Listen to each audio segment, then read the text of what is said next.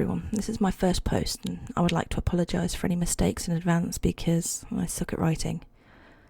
Alright, well, this happened to me 14 years ago when I was in 4th grade.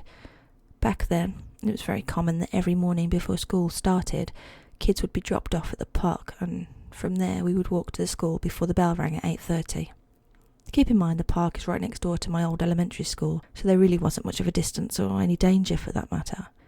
The one and only road that led to the park and school had lots of traffic and people walking around. So my mum drops me off since we were pretty early, and my friends were already walking towards the swing set in the park. I told her I would go there with them and wait for the bell. Mum said it was fine, but to not get to class late or else I'd be grounded. I quickly agreed, said goodbye to my mum and headed straight to my friends.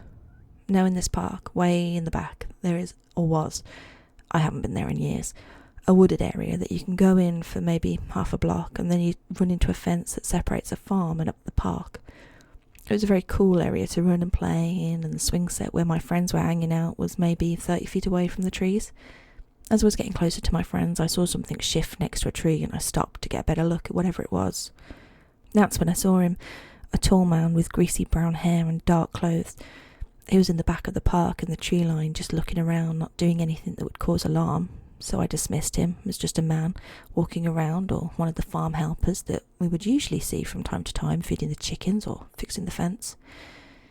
I went on to talk to my friends, but I kept getting a bad feeling. Fortunately, my parents were very good at teaching me to listen to my instincts and be aware of my surroundings whenever I am near strangers. Feeling a bit weird about that old man, I told my friends that we should start to head out to the entrance of the school, but because it was 7:45, they didn't want to get stuck in the cafeteria waiting to be allowed into the playground. I started to get upset because the bad feeling I had was getting worse. I felt kind of trapped, and it was clear to my friends that something was up with me, but they dismissed it as me being one of my bad day moods and continued to goof off and be loud. I looked around, still feeling nervous, and looked towards the woods. He was still there, except this time he was looking at us. He had a cold look in his face, and I could tell he was angry. That's when he saw me staring, and I quickly looked away, trying to play it off. Unfortunately, that gained his attention, and he slowly made his way to us. When he got close, he smiled at us and in a very friendly voice started to ask general questions about what we liked, what kind of video games we liked to play, what school we went to, stuff like that. I stayed quiet and just listened to my I tell them that all the time when this comes up in conversations. Friends answer his questions without hesitation. The man then turns to me, the only girl in the group, and with a creepy smile tells me that I have beautiful black hair and a pretty face. I quietly and nervously thank him without looking at him and move closer to my best friend Josh. He was a 6th grader and the eldest of the bunch. When Josh saw how nervous I was because of the man, he held my hand and moved me behind him. The man looked annoyed that Josh did that and moved around him to be closer to me. At this point I looked over to our other friends, and they finally realised that something was very wrong, but they were just as afraid as I was to do or say anything. The man kept saying that I was so beautiful and that I looked like a pretty doll, and just kept saying all these compliments that a stranger should never tell a little kid without the parents present, and even then, that's iffy. At this point, my instincts were telling me to run or to cry out for help, but I was petrified and I couldn't move at all. The man then started to touch my hair while complimenting me and said how he would like to take me home, how I'd be a special little doll. He would buy me toys and lots of pretty things. He then grabbed me by the arm and pulled me close to him. Thankfully, when he did that, it snapped Josh out of his fear of what was going on, and he pulled me back towards him, fast, and we all took off running. He was so fast that I guess the man didn't expect it. The man cursed, yelled, and started running after us. I swear it felt like we ran forever to the entrance, and I felt somewhat relieved that we were that much closer to the school and to safety, but the man was still behind us. I was sure that he was going to catch up and hurt us for running away, but when I looked back, he had stopped near a bench with a hate-filled look on his face. We finally made it out of the park and just ran straight to the entrance of the school, where one of our teachers, Ms. D, was making her way out to help with the street crossing. When we saw her, we ran to her and I just collapsed on the floor sobbing, while the boys told Miss D what happened and what the man looked like.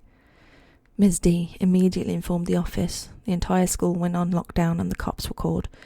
I stayed glued to Josh while we spoke to the cops and waited for our parents to arrive, and thankfully the teachers were very understanding of why I needed to be close to my best friend and left us alone. My mum and dad were so scared and furious that this man had tried to take me away, and were thankful that Josh reacted quickly and led us to safety. After that incident, the school took steps to make sure all the kids were dropped in front of the school safely. The school district sent out letters to parents telling them not to allow us in the park, unsupervised, and a patrol car was assigned to our school. Although the cops searched for the man, he was never found, which terrifies me, and to this day I can still remember the look in his eyes as he saw us get away. I don't know what would have happened to me had Josh not been there to protect me, and I am so thankful I had and still have such an amazing friend looking out for me. So, creepy man in the park that tried to kidnap me, let's not meet, ever. Blue van creep and disturbing messages. When I was little, I lived in a very safe neighbourhood. All the neighbours were friends or relatives of friends, and this being the late 80s, we were allowed to roam and play as long as we were back before dinner. The earliest encounter I can remember with this creep was when I was around 6 years old. I was with a group of other kids riding bikes down the steep hill that led down into our neighbourhood. One of the older kids noticed a man standing against the fence at the top of the hill, not far from a parked blue van. I didn't recognise him, but that didn't mean anything at the time. I had only just been allowed to leave the yard and assumed I didn't know everyone in the area yet. I don't know why, but we all went over to him.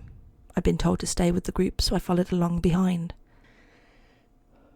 I don't remember much about him, only that he seemed to pay an extraordinary amount of attention to me, even after the other kids wandered off to continue riding their bikes. He kept talking to me.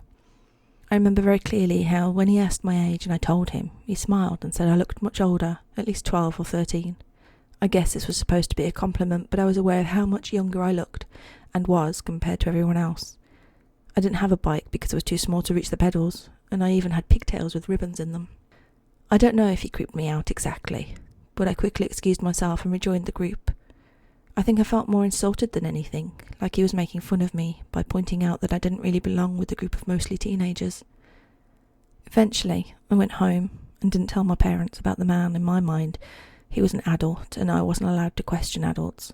Stranger danger was never much of a thing in my family. Skip ahead 3 years. It was Christmas.